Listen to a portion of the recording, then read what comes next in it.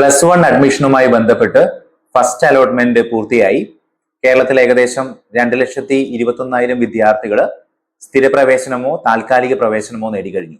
താൽക്കാലിക പ്രവേശനം നേടിയ വിദ്യാർത്ഥികളെ സംബന്ധിച്ചിടത്തോളം സെക്കൻഡ് അലോട്ട്മെന്റ് വരുമ്പോൾ ഒരുപക്ഷെ അവരുടെ ഹയർ ഓപ്ഷനിലേക്കുള്ള ഒരു ചാൻസ് അവർക്ക് കിട്ടും. ഹയർ ഓപ്ഷനിലേക്ക് പോകാനുള്ള ഒരു ചാൻസ് കിട്ടും.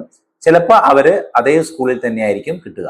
ഹയർ ഓപ്ഷനിൽ കിട്ടിയ വിദ്യാർത്ഥിയെ സംബന്ധിച്ചിടത്തോളം അവർ എവിടെയാണോ താൽക്കാലിക പ്രവേശനം നേടിയത് അവിടുന്ന് അവരുടെ സർട്ടിഫിക്കറ്റ് വാങ്ങിക്കൊണ്ട് അവര് ഹയർ ഓപ്ഷൻ ലഭിച്ച വിദ്യാലയത്തിലേക്ക് പോയിട്ട് ഒന്നുകിൽ അവിടെ സ്ഥിര പ്രവേശനമോ താൽക്കാലിക പ്രവേശനമോ എടുക്കേണ്ടതാണ്. സെക്കൻഡ് അലോട്ട്മെന്റിലും താൽക്കാലിക പ്രവേശനമാണ് നിങ്ങൾ എടുക്കുന്നത് എങ്കിൽ നിങ്ങളെ സംബന്ധിച്ചിടത്തോളം തേർഡ് അലോട്ട്മെന്റിൽ എവിടെയാണോ ഹയർ ഓപ്ഷൻ ലഭിക്കുന്നുണ്ടെങ്കിൽ അവിടെ പോയിട്ട് നിങ്ങൾ സ്ഥിര പ്രവേശനം നിർബന്ധമായിട്ടും എടുക്കേണ്ടതാണ്.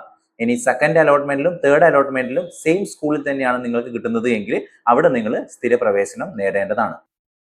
നിലവിൽ ഒരു സ്കൂളിൽ പോലും അലോട്ട്മെന്റ് ലഭിക്കാത്ത ഒരുപാട് വിദ്യാർത്ഥികൾ നമ്മൾക്കിടയിലുണ്ട്. അവരെ സംബന്ധിച്ചിടത്തോളം അവർ വിഷമിക്കേണ്ട ആവശ്യമില്ല. സെക്കൻഡ് അലോട്ട്മെന്റ് വരുമ്പോൾ ഒരുപക്ഷെ അവർ ഓപ്ഷൻ കൊടുത്ത സ്കൂളിലേക്ക് ലഭിക്കാനുള്ള ഒരു സാധ്യതയുണ്ട്. ഇനി എല്ലാ തേർഡ് അലോട്ട്മെന്റ് വരെ നമുക്ക് കാത്തിരിക്കാം. ഒരുപക്ഷെ തേർഡ് അലോട്ട്മെന്റിൽ നിങ്ങൾക്ക് നിങ്ങൾ അപ്ലൈ ചെയ്ത സ്കൂളിൽ കിട്ടാനുള്ള ഒരു സാധ്യതയുണ്ട്. ഇനി 3 അലോട്ട്മെന്റിലും, അതായത് ഈ മുഖ്യ അലോട്ട്മെന്റിൽ ഒന്നും നിങ്ങൾക്ക് അലോട്ട്മെന്റ് വന്നില്ല എങ്കിൽ അങ്ങനെയുള്ള വിദ്യാർത്ഥികൾക്കായിട്ട് സപ്ലിമെന്ററി അലോട്ട്മെന്റ് എന്നുള്ള ഒരു ഓപ്ഷനും കൂടി വരും.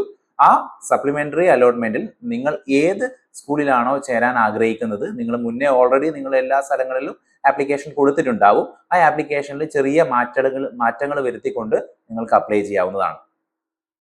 നിലവിൽ സ്കെഡ്യൂൾ ചെയ്ത പ്രകാരം 3ാമത്തെ അലോട്ട്മെന്റ് 17-ാം തീയതി, ജൂൺ 17-ാം തീയതി പൂർത്തിയാകും. ജൂൺ 18-ന് +1 ക്ലാസ്സുകൾ ആരംഭിക്കുന്നതായിരിക്കും.